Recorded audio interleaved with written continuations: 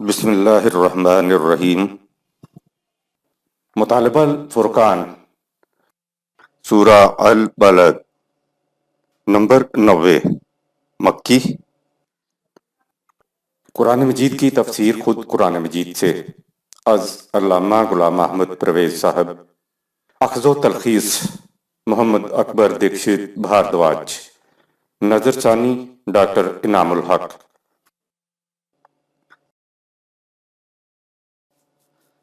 بسم اللہ الرحمن الرحیم۔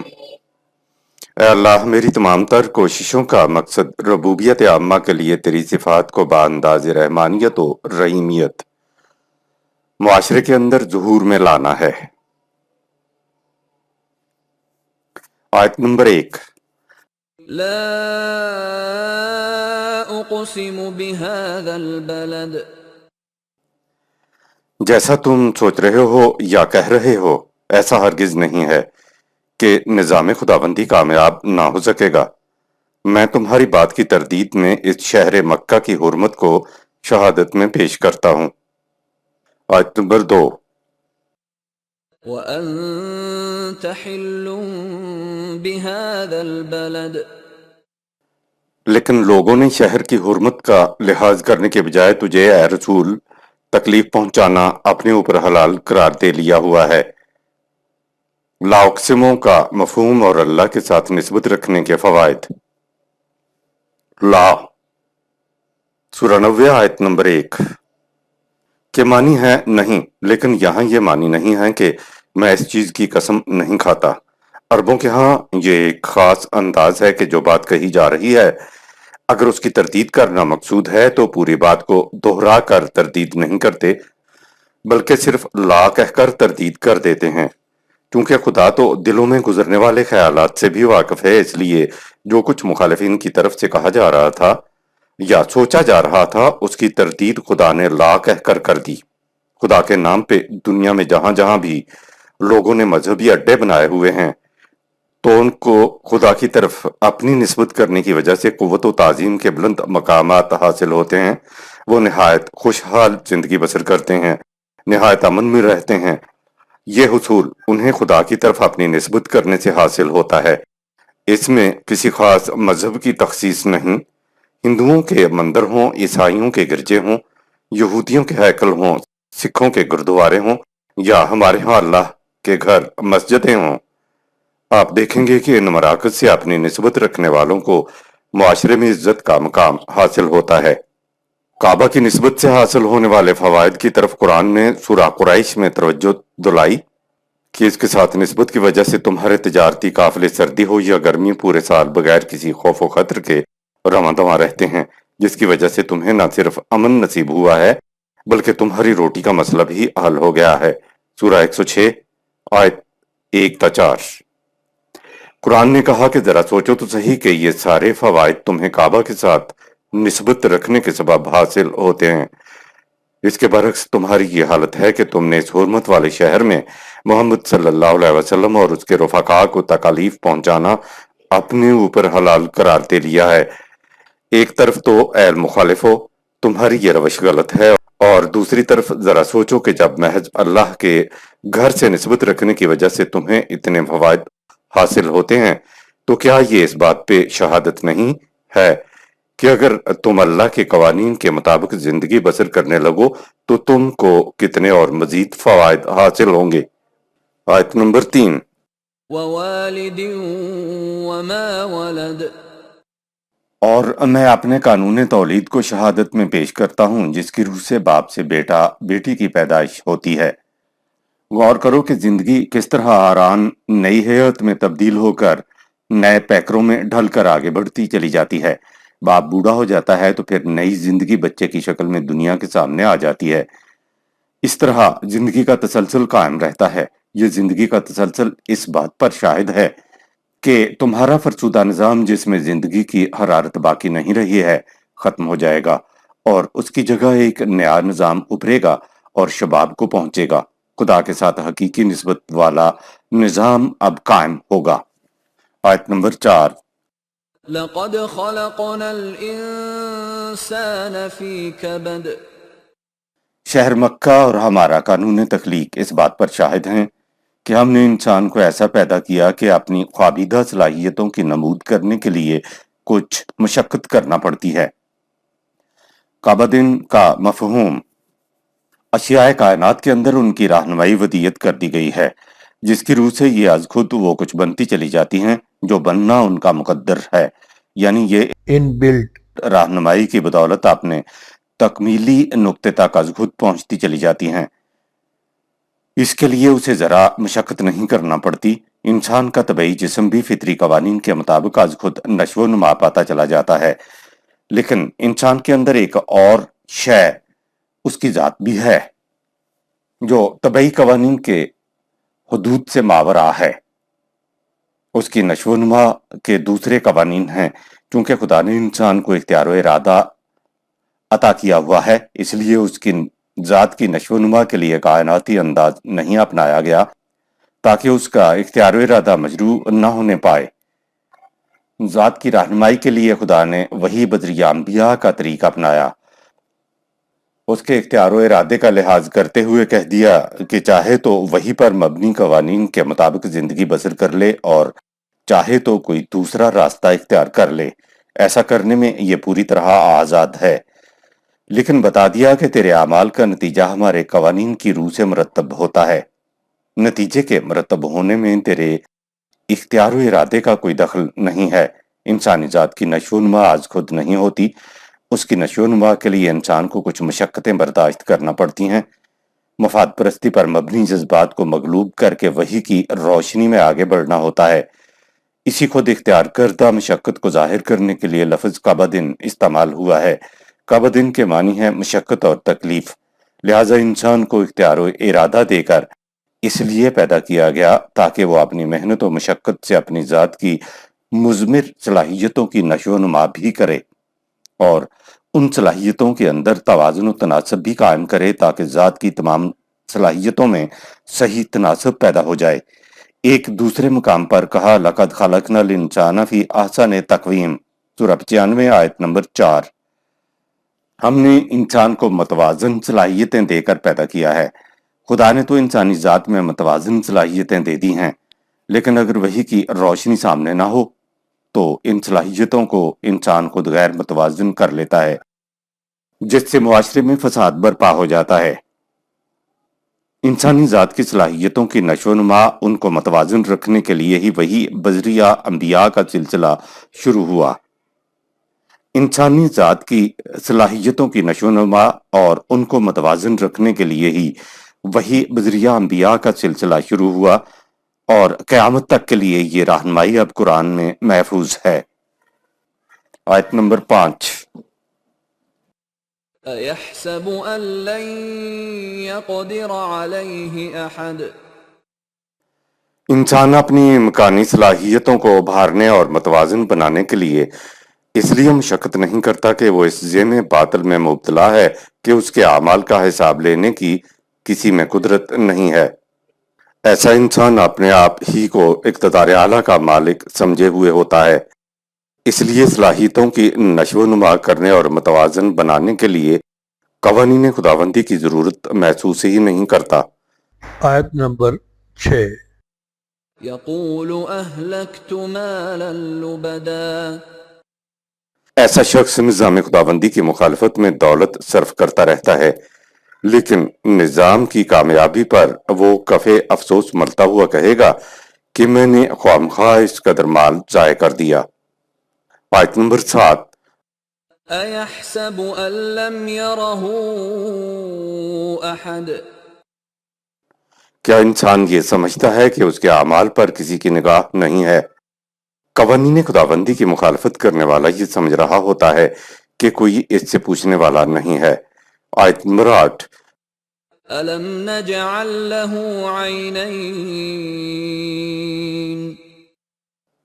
کیا ہم نے اسے مخالفت کرنے والے کو 2 آنکھیں نہیں دیں کہ راستے کے نشیب و فراز کو دیکھ کر خود مشاہدہ کرے؟ آیت نمبر 9۔ وَلِسَانًا وَشَفَتَيْنِ۔ اور ہم نے اسے مخالفت کرنے والے کو زبان اور دو ہونٹ دیے تاکہ بات چیت سے شکوک رفع کر کے صحیح نتیجے پر پہنچنے کی کوشش کرے۔ لسانن زبان، شفتین دو ہونٹ۔ زبان اور ہونٹ تو حیوان کے بھی ہوتے ہیں لیکن وہ اپنے مافی الضمیر کا اظہار نہیں کر سکتے۔ زبان اور ہونٹوں کے ساتھ خدا نے انسان کو ایسا ملکہ عطا کیا جس کی وجہ سے یہ اپنے مافی الضمیر کو دوسروں کے سامنے بیان کر سکتا ہے۔ ان دونوں الفاظ لسان اور شفتین سے مراد ہے بولنے کی قوت۔ انسانوں کو خدا نے بولنے کا مکمل آلہ دیا، دیکھنے کے لیے آنکھیں دی اور جس بات کا علم نہ ہو اس کو پوچھنے کے لیے قوت گویائی عطا کر دی۔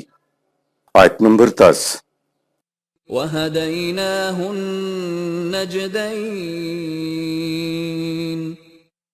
اور مزید یہ کہ ہم نے اسے وحی کے ذریعے صحیح اور غلط دونوں راستے ابھار کر بتا دیے۔ ہدایت اور نجد کا مفہوم۔ خدا نے انسان کو صحیح اور غلط راستے کی خبر بذریعہ وحی دے دی ہے۔ وحی کی روشنی کو آپ چوراہے پر لگا ہوا نشان راہ، سائن پوسٹ سمجھیں کہ جب بھی چلتے ہوئے چوراہے پہ آؤ تو آنکھوں سے نشان راہ کو خود پڑھ لو کہ کون سا راستہ آپ کی منزل کی طرف جاتا ہے۔ اگر پڑھنا نہیں آتا تو قوت گویائی کے ذریعے معلوم کر لو۔ غور کرو، اگر آنکھیں نہ ہوتی اور قوت گویائی بھی عطا نہ ہوئی ہوتی تو چوراہے پر لگا ہوا نشان راہ یعنی وحی کی روشنی بیکار ہوتی۔ آنکھوں اور قوت گویائی کے بغیر راستہ طے کرنا کتنا دشوار بلکہ ناممکن تھا۔ ہدیناہن سورہ 90 آیت نمبر 10 کے معنی ہے ہدایت کے اندر کسی چیز کو ابھار کر پیش کرنا، اور خود ابری ہوئی چیز کو بھی ہدایت کہتے ہیں۔ ہدیناہن صرف اشارے سے ہی راستہ بتا دینا نہیں ہوتا بلکہ ابھار کے کسی چیز کو سامنے لانا ہوتا ہے تاکہ کسی قسم کا ابہام نہ رہے۔ نجدین سورہ 90 آیت نمبر 10۔ نجد اس جگہ کو کہتے ہیں جس میں ابھار ہو، یعنی ابھرا ہوا راستہ۔ ہدایت میں بھی ابھار ہے اور نجد میں بھی ابھار ہے، یعنی کسی قسم کے شک و شبہ کی گنجائش نہیں ہے۔ اس آیت سے لوگ سمجھتے ہیں کہ خدا نے صحیح اور غلط کی پہچان انسان کے اندر رکھ دی ہے۔ یہ بات غلط ہے۔ صحیح یہ ہے کہ خدا نے انسان کو صحیح اور غلط راستے سے بذریعہ وحی آگاہ کیا ہے۔ اگر صحیح اور غلط کی پہچان انسان کے اندر رکھ دی جاتی تو سلسلہ انبیاء اور وحی کی ضرورت نہ رہتی۔ اشیاء کائنات کے اندر چونکہ ان کی رہنمائی رکھ دی گئی ہے اس لیے ان کی طرف کسی رسول یا نبی کو بھیجنے کی ضرورت نہیں پڑی۔ آیت نمبر 11۔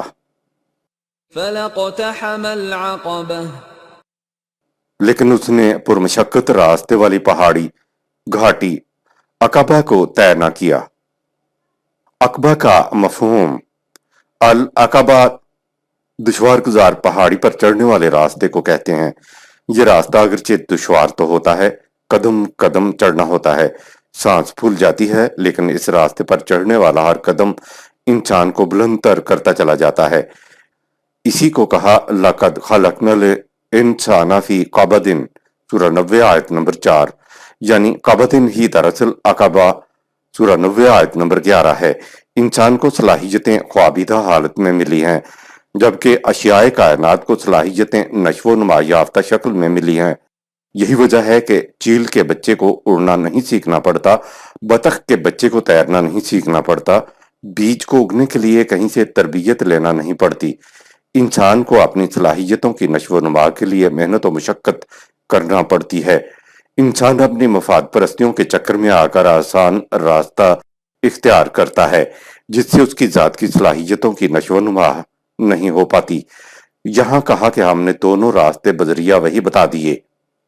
جذبات کا راستہ تو آسان ہے، فوراً کچھ ہاتھ آ جاتا ہے، لیکن وحی کا راستہ مشکل ہے، صبر آزما اور محنت طلب ہے۔ اپنے جذبات اور لوگوں کی مخالفت کا مقابلہ کرنا ہوتا ہے۔ وحی کے راستے کو خدا نے پہاڑی کی چڑھائی پر چڑھنے سے تشبیہ دی ہے۔ اس میں بڑے صبر و استقلال کی ضرورت ہوتی ہے۔ آدمی تیزی کے ساتھ چڑھ ہی نہیں سکتا، قدم قدم پہ رکنا ٹھہرنا پڑتا ہے۔ العقبہ وہ راستہ کہ جہاں 2 قدم چلنے کے بعد پیچھے مڑ کر دیکھنا پڑے کہ کتنا اوپر آ گیا ہوں اور کتنا سفر آگے ہے۔ یہ ہے وہ چیز जो कुरान ने कही कि ज़ात की नशो नुमा करने के लिए इंसान को न सिर्फ अपने जज्बात से लड़ना पड़ता है बल्कि दूसरों की मुखालफत का भी मुकाबला करना होता है। इसमें बड़े ही सब्र और इस्तक़लाल की ज़रूरत होती है, तब जाकर इंसानी ज़ात की सलाहियतों की नशो नुमा होती है। लिहाजा निज़ाम रुबूबियत को कायम करने के लिए बड़ी ही इस्तकामत की ज़रूरत होती है। पहाड़ी की घाटी पर तेजी के साथ चढ़ने के लिए नहीं कहा गया है।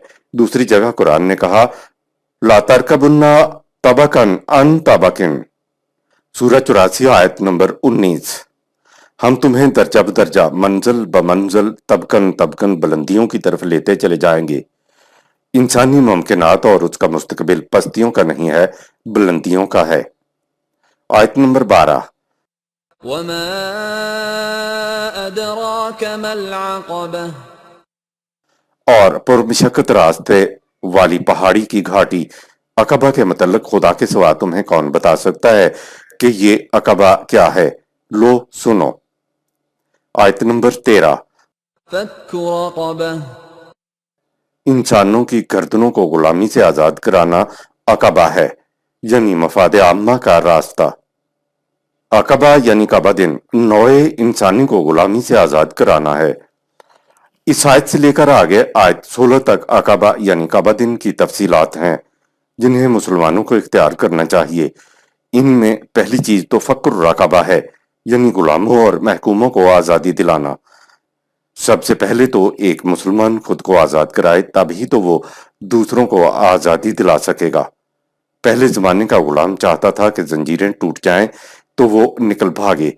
अब तो वो जंजीरें पहनाई जाती हैं कि अगर कहीं जरा सा खतरा होता है कि मैं यहां से आजाद हो जाऊंगा तो वो वहां रोता है, चिल्लाता है, गिड़गिड़ाता है।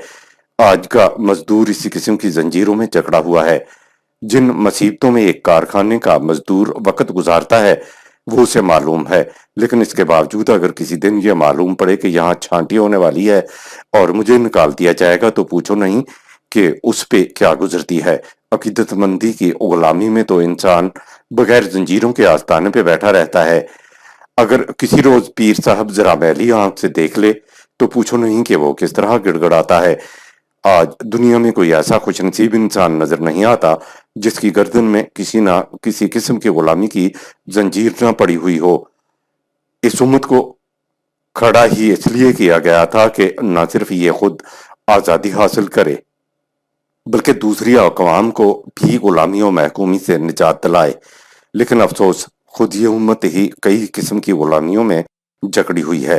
हुजूर सल्लल्लाहु अलैहि वसल्लम की बेइज्जत का मकसद कुरान ने सूरह आराफ में ये बताया था कि ये उन जंजीरों को तोड़ देगा जिनमें इंसानियत जकड़ी हुई है, इन सिलों को उठाकर फेंक देगा जिनके नीचे इंसानियत दबी हुई चली आ रही है।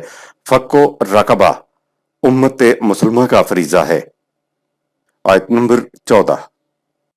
औ इत्आमुन फी यौमिन ज़ी मस्ग़बह, जिस दौर में जालिम कुव्वतें रिज़्क़ के सरचश्मों को अपनी मलकियत में लेकर अवाम के लिए भूख और तकलीफ को आम कर दें तो ऐसे अफराद को रिज़्क़ पहुंचाने का इंतजाम करना अकबा है।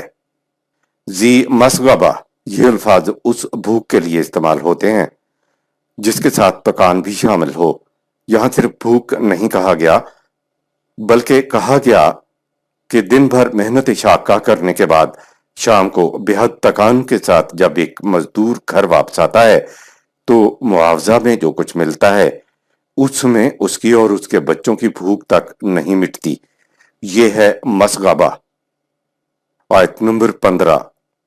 यतीमन ज़ा मक़रबह, मुआशरे में तन्हा रह जाने वाले बेयार व मददगार अफराद की दिलजोई करना और उनका सहारा बनना अकबा है। यतीमन ज़ा मक़रबा भरे मुआशरे में अपने आप को तन्हा महसूस करने वाला।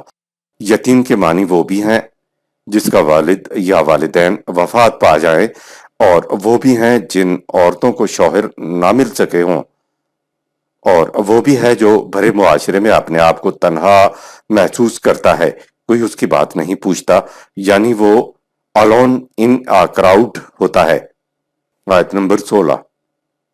أو مسكينا ذا متربة وہ افراد جن کی زندگی کی چلتی ہوئی معاشی گاڑی رک جائے اور مٹی میں رولنے کے باوجود ان کی معاشی گاڑی نہ چل سکے تو ان کی معاشی گاڑی کو دوبارہ بحال کر دینا عقبہ ہے۔ مسکینن ذا متربہ، مسکین سکنا اور سکونت کا مادہ ایک ہی ہے اور معنی ہے حرکت کا رک جانا۔ مٹی میں مٹی ہو جانے کے باوجود مزدور کو معاوضہ اتنا ملے جس سے اس کی زندگی کی معاشی گاڑی نہ چل سکتی ہو تو اس کو مسکینن ذا متربہ کہتے ہیں۔ نظام خداوندی کا فریضہ ہے کہ وہ ایسے افراد کی اس طرح معاونت کرے کہ ان کی معاشی زندگی کی گاڑی کا پہیہ دوبارہ چل پڑے۔ آیت نمبر 17۔ ثم كان من الذين آمنوا وتواصوا بالصبر وتواصوا بالمرحمة۔ عقبہ یعنی مفاد عامہ والا راستہ بڑا ہی دشوار گزار ہے، لیکن جو لوگ قوانین خداوندی پر ایمان لا کر مومنین کے ساتھ مل جائیں اور ایک دوسرے کو ثابت قدم رہنے کی تلقین کرتے رہیں اور جو کچھ خدا کا عطا کردہ سامان نشو و نما ان کے پاس ہے اس کو دوسروں کو دینے کی تلقین کرتے رہیں تو ان کے لیے عقبہ دشوار گزار ہونے کی بجائے آسان ہو جاتا ہے۔ تواصی بالصبر کا مفہوم، جماعت مومنین کا ہر فرد تکالیف اور مخالفتوں سے گھبرانے کی بجائے ایک دوسرے کی ڈھارس بند آتا ہے کہ بھئی گھبرانا مت، ایک دن یہ تکالیف ختم ہو جائیں گی۔ اپنے قدموں کو مضبوط رکھنا اور ایک دوسرے کا ہاتھ پکڑ کے رکھنا۔ تواصی بالمرحمہ، کسی کو اس انداز سے دینا کہ اس میں نرمی کا پہلو ہو، درستگی کا پہلو بھی ہو۔ مرحمت فرمانا تو ہماری زبان میں بھی کہتے ہیں، یعنی دینا۔ دوسرا کام جماعت مومنین کا ہر فرد یہ کرتا ہے کہ اپنی کمائی میں تنگی ترسی سے گزارا کر کے باقی ماندہ کو دوسروں کی فلاح و بہبود پر خرچ کرتا ہے اور دوسروں کو بھی اس بات کی تلقین کرتا ہے کہ بھئی اپنی کمائی میں سے دوسروں کی ضروریات کا بھی خیال رکھنا۔ عقبہ کے متعلق اوپر بتایا کہ غلامی و محکومی سے گردن چھڑانا۔ نمبر 2، معاشرے میں سے بھوک ختم کرنا۔ نمبر 3، بے یار و مددگاروں کی دلجوئی کرنا اور ان کا سہارا بننا۔ اور نمبر 4، زندگی کی رکی ہوئی معاشی گاڑی کو دوبارہ چلا دینا۔ یہ سب عقبہ ہے۔ ان چاروں میں قدر مشترک، دوسروں کی خیر خواہی چاہنا اور مفاد عامہ کو پیش نگاہ رکھنا ہے۔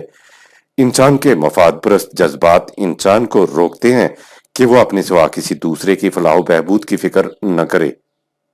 جذبات کے غلام کے لیے تو مفاد عامہ کے کام کرنا بڑا ہی مشکل ہے۔ اس لیے کہا کہ جو لوگ قوانین خداوندی پر ایمان لائیں اور اجتماعی زندگی بسر کرنے کے لیے جماعت مومنین کے ساتھ مل جائیں اور ساتھ ہی اپنی جماعت میں مفاد عامہ پر قائم رہنے کے لیے ایک دوسرے کو ثابت قدم رہنے کی اور اپنی کمائی میں دوسروں کی فلاح و بہبود پر خرچ کرنے کی تلقین کرتے رہیں تو ایسا کرنے سے جماعت کے افراد میں مفاد عامہ کا جذبہ جاگ جاتا ہے اور پھر عقبہ والے راستے پر چلنا آسان ہو جاتا ہے۔ شہر مکہ کو شہادت میں پیش کیا گیا کہ اے قریش، تم کعبہ کے ساتھ نسبت کی وجہ سے اوپر مذکور ان چاروں لعنتوں سے محفوظ ہو۔ اگر قوانین خداوندی کے مطابق تم اپنے معاشرے کو قائم کر لو تو تم دوسری اقوام کو بھی غلامی سے نجات دلانے کے قابل ہو جاؤ گے۔ باپ سے بیٹے بیٹی کی شکل میں نئی زندگی کو شہادت میں پیش کیا گیا کہ تمہارا فرسودہ باطل نظام قائم نہیں رہ سکے گا۔ اس فرسودہ نظام میں سے ایک نئی زندگی کی نمود ہوگی اور جب نیا نظام یعنی نظام خداوندی قائم ہوگا تو وہ بنیادی طور پہ مندرجہ بالا 4 کام کرے گا۔ آیت نمبر 18۔ أولئك أصحاب الميمنة یہ مومنین کا وہ گروہ ہے جو صاحب یمن و سعادت ہیں، انہیں ہر قسم کی برکات حاصل ہوں گی۔ اصحاب المیمنہ صاحب یمن و سعادت لوگ جن کو ہر قسم کی برکات حاصل ہوں اور جن کو دنیا میں خوشبخت کہا جا سکتا ہو۔ آیت نمبر 19۔ والذين كفروا بآياتنا هم أصحاب المشأمة لیکن جو لوگ ہمارے قوانین سے انکار کرتے ہیں، عقبہ والا راستہ اختیار نہیں کرتے، ان کے حصے میں ناکامیاں اور محرومیاں آتی ہیں، یہ دوسروں کو بھی بدبختی اور بدقسمتی کی زنجیروں میں جکڑے رہتے ہیں۔ آیت نمبر 20۔ علیہم نار مؤصدہ، ایسے لوگ دنیا و آخرت میں اس جہنمی معاشرے میں رہتے ہیں جن سے نکلنے کی کوئی راہ نہیں ہوتی۔ نار موصدۃ، یہ عجیب مثال ہے، یعنی آگ پر ہنڈیا رکھ کر اوپر سے ڈھکن دے دیا جائے تاکہ بھاپ کے اندر پکیں اور یہ اس ہانڈی کے اندر ہوں۔ ان کے فرسودہ نظام کی لعنتیں ان کو چاروں اطراف سے گھیرے ہوئے ہیں۔ تمہارا نظام تو خود تخریب کی صلاحیتیں اپنے اندر رکھتا ہے، تم تو خود اپنی بھاپ میں پک جاؤ گے۔ اس کے برعکس ایک نیا نظام قائم ہوگا جس کا مرکز شہر مکہ بنے گا۔ صدق اللہ العظیم۔ یہاں سورہ البلد۔ بسم اللہ الرحمن الرحیم۔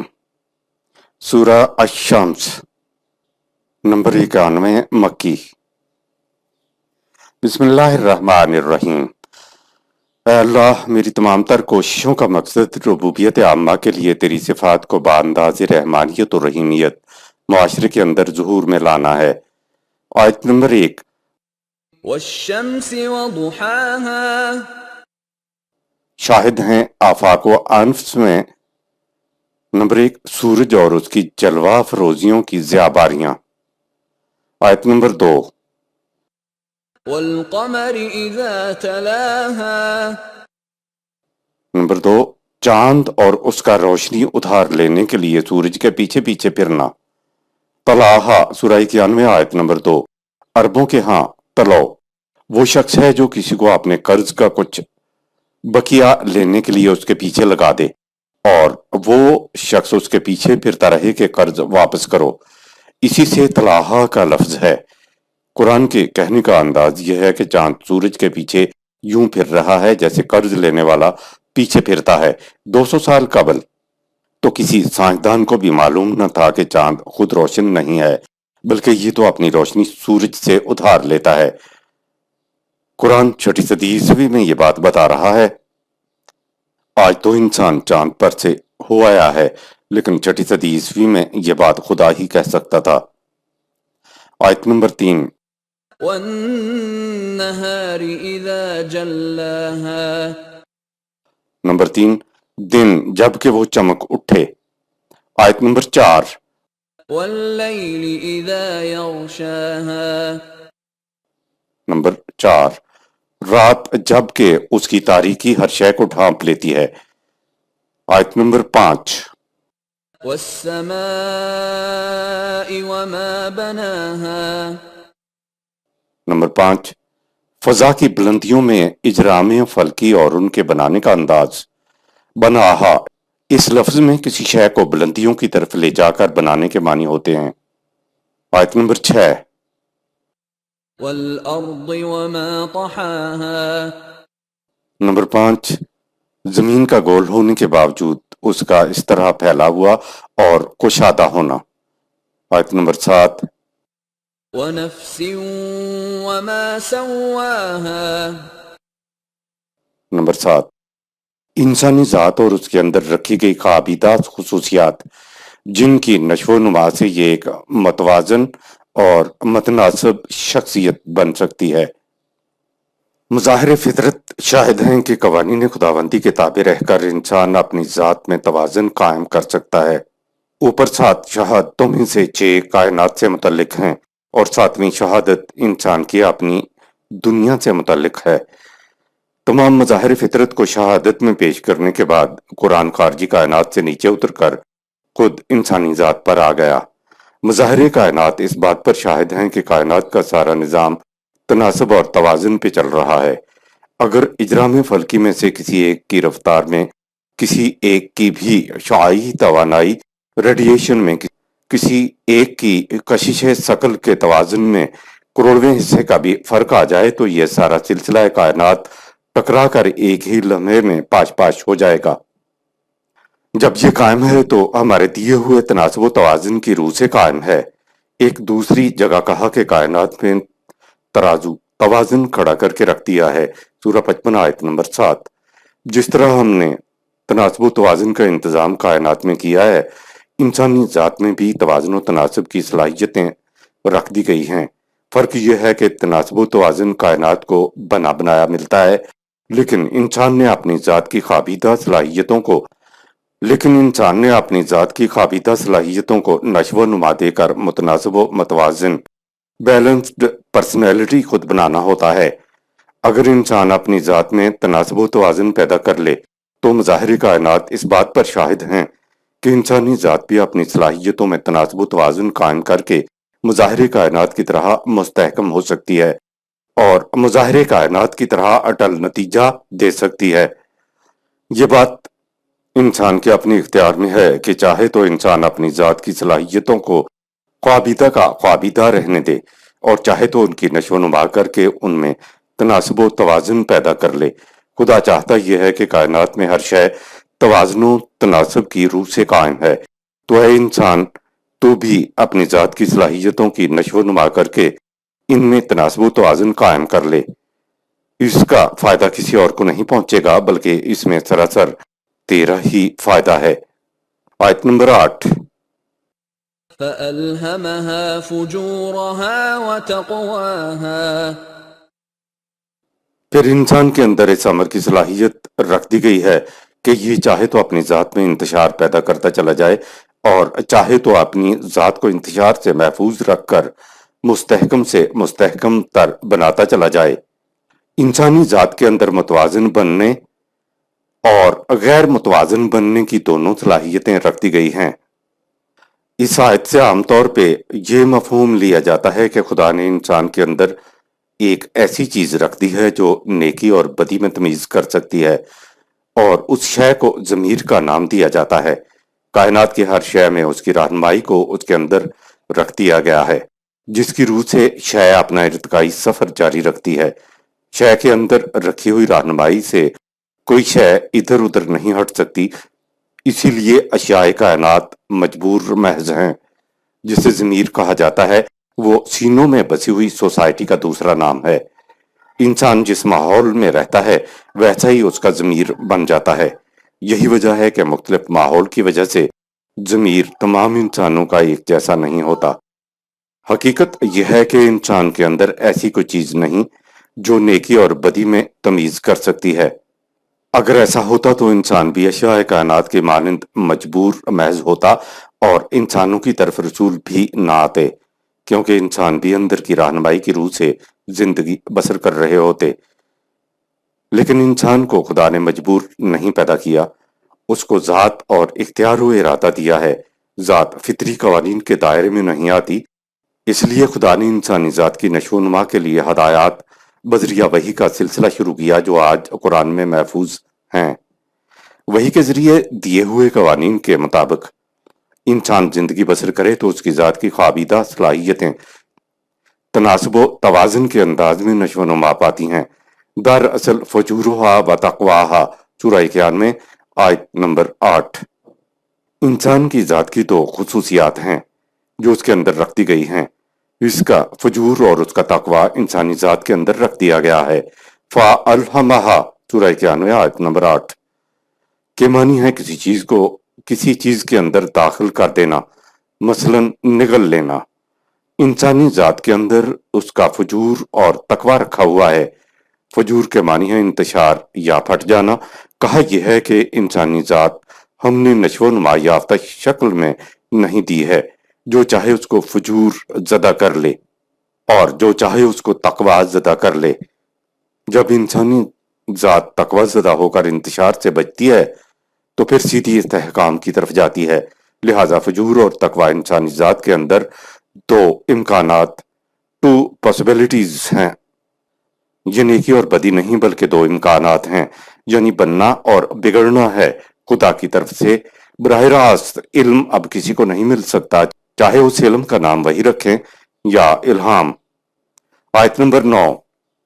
قد أفلح من زكاها अनफ्स व आफाक इस हकीकत पर शाहिद है कि जिसने अपनी जात की नशो नुमा कर ली, उसे मतवाजन बना लिया, वो कामयाब व कामरान हो गया, उसकी खेती परवान चढ़ गई। कद अफलाहा, वो कामयाब हुआ। कामयाबी के लिए लफ्ज फलाह है और फलाह खेती बाड़ी को कहते हैं। अफलाह के मानी होते हैं जिसकी खेती परवान चढ़ जाए। किसकी खेती परवान चढ़ी? कहा मन ज़क्काहा, सूरह 91 आयत नंबर 9। जिसने अपनी जात को नशो नुमा दे दी। बात साफ हो गई कि इंसानी जात गैर नशो नुमा शक्ल में इंसान को दी गई है। अब ये इंसान के ऊपर है कि चाहे तो उसको नशो नुमा दे ले। ये है मन ज़क्काहा। आयत नंबर 10। وقد خاب من دساها लेकिन जिसने अपनी जात की सलाहियतों को मादी मफाद परस्तियों के बोझ तले दबाए रखा, उभरने न दिया, तो उसकी जात की सलाहियतें ख्वाबीदा की ख्वाबीदा रह गईं। दस्साहा का मफहूम दस्सन कहते हैं मिट्टी का वो ढेर जो किसी को अपने नीचे दबा दे। कहा यह गया है कि मादी दुनिया की जाज़बियतों की कशिश बहुत बड़े वजनी ढेले बट्टे की तरह है। देखना तुम्हारी जात कहीं उनके नीचे दब ही न जाए। यानी मादी दुनिया से फायदा उठाते हुए अपनी जात की नशो नुमा करनी है, मादी दुनिया को तर्क नहीं करना है। बीज या इंसानी जात मिट्टी के बगैर उग ही नहीं सकती। जब हमारी जमीन की मादी जिंदगी है तो यहाँ के तमाम मादी जराए को इस्तेमाल करना होगा, लेकिन यूं इस्तेमाल करो जिस तरह किसान बीज को मिट्टी के साथ इस्तेमाल करता है। खेती में अगर बीज ज्यादा गहराई में दब जाए या बीज के ऊपर बड़ा सा ढीला आ जाए तो बीज में पोशीदा पौधा या दरख्त दबा का दबा रह जाता है, बाहर नहीं निकलता। नशोनुमा उसकी जात की होगी जो जात को मुमकिनात की मिट्टी यानी मादी दुनिया में थोड़ा सा दबाता है। जो जात को ज्यादा मादी ख्वाहिशात मादी आलाइश के नीचे दबा लेता है तो इंसानी जात तभी रह जाती है, नशोनुमा नहीं पा सकती। ख्वाबा का मफहूम कद ख्वाबा के मानी तो होते हैं कि नाकाम रहा। नाकामी के लिए तो बहुत से अल्फाज हैं, लेकिन ये लफ्ज ख्वाब ही यहाँ क्यों इस्तेमाल हुआ? चकमाक के पत्थर में शोला पोशीदा होता है जिसको रगड़ कर आग जलाई जाती है। अगर चकमाक पत्थर के अंदर चिंगारी और शोला बाकी न रहे तो चकमाक की शक्ल तो पत्थर जैसी रहती है, लेकिन उसके अंदर हरारत खत्म हो जाती है। ऐसे चकमाक के पत्थर को जिसमें जिंदगी और हरारत बाकी न रहे उसको ख्वाब कहा जाता है। अगर इंसान अपने आप को मादी मफादात की गहराई में दबा ले तो उसकी शक्ल सूरत तो इंसान जैसी रहेगी, मगर वो ऐसा चकमाक बन जाएगा जिसके अंदर चिंगारी बाकी नहीं रहती। बैटरी के सेलों में जब तवानाई खत्म हो जाती है तो देखने में तो सेल ही नजर आते हैं, लेकिन वो ख्वाब बन चुके होते हैं। इंसान की वो जात जिसको मादी आलाइशों मादी ख्वाहिशात में पूरी गहराई में दबा लिया जाए तो ऐसी जात ख्वाब बन जाती है। ये हैवानी इंसान चलता फिरता है, लेकिन उसके अंदर इंसानी जिंदगी नहीं होती। इंसानी जात ख्वाब कैसे हो जाती है उसको तारीखी शवाहद पर मबनी अगली चंद आयात के जरिए समझाया गया है। आयत नंबर 11। كذبت ثمود بطغواها अनफ्स व आफाक की शहादत के बाद तारीखी वाकयात भी शाहिद हैं। मसलन कौम समूद ने अपनी सरकशी की वजह से कवानीन खुदाबंदी को झुटलाया। इंसानी जात के ख्वाबा बन जाने की वजह से कवानीन खुदाबंदी को झुटलाना और सरकशी पर उतर आना है। आयत नंबर 12। إذ انبعث أشقاها निजाम की मुखालफत के लिए वो शख्स उनके लीडर की हैसियत से सामने आया जो उनमें सबसे ज्यादा शक्की और कल्ब और बदबख्त था। आयत नंबर 13। فقال لهم رسول الله ناقة الله وسقياها तो उनके रसूल ने उनसे कहा, यह खुदा की जमीन पर खुदा की ऊंटनी है, इसका किसी फर्द से कोई ताल्लुक नहीं, इसे उसकी बारी पर पानी पीने दो। सूरह 26 आयत नंबर 155, सूरह 7 आयत नंबर 73। और रिज़्क के सरचश्मों को रुबूबियत आम्मा के लिए खुला रहने दो। आयत नंबर 14। فكذبوه فعقروها فدمدم عليهم ربهم بذنبهم فسواها. پانی پینے کی باری پر رضامند ہو جانے کے بعد وہ اپنے قول و اقرار سے پھر گئے اور اس اونٹنی کی کونچیں کاٹ کر ہلاک کر دیا، اور یوں ان کی نظام خداوندی سے بغاوت ثابت ہو گئی. تو ان کے جرائم کی وجہ سے خدا کے قانون مکافات عمل کے دمدمے نے انہیں تہز نہز کر کے زمین کے ساتھ ہموار کر کے رکھ دیا. اوپر آیات میں حضرت صالح علیہ السلام کی قوم کا ذکر ہے جنہوں نے اونٹنی کو ہلاک کر دیا تھا. ایک لفظ دمدمہ سورہ 91 آیت 14 آیا ہے. دمدمہ روڈ رولر کو کہتے ہیں جو اپنے وزن سے اونچی جگہوں کو دبا کر نیچی جگہوں کے برابر ہموار کر دیتا ہے. سڑک ہموار کرنے کے لیے اس کا استعمال ہوتا ہے. خدا کے قانون مکافات کے دمدمے نے جو بڑے بنے پھرتے تھے ان کو پست کر دیا، یعنی فسواہا، دبا کر انہیں ہموار کر دیا. آیت نمبر 15. ولا يخاف عقباها. اور ایسا کرتے وقت خدا کا قانون مکافات عمل اس بات کے احساس سے قطعاً نہیں گھبرایا کہ دمدمہ پھیرنے کا نتیجہ کیا ہوگا. خدا کا قانون عدل جذبات سے بلند ہوتا ہے.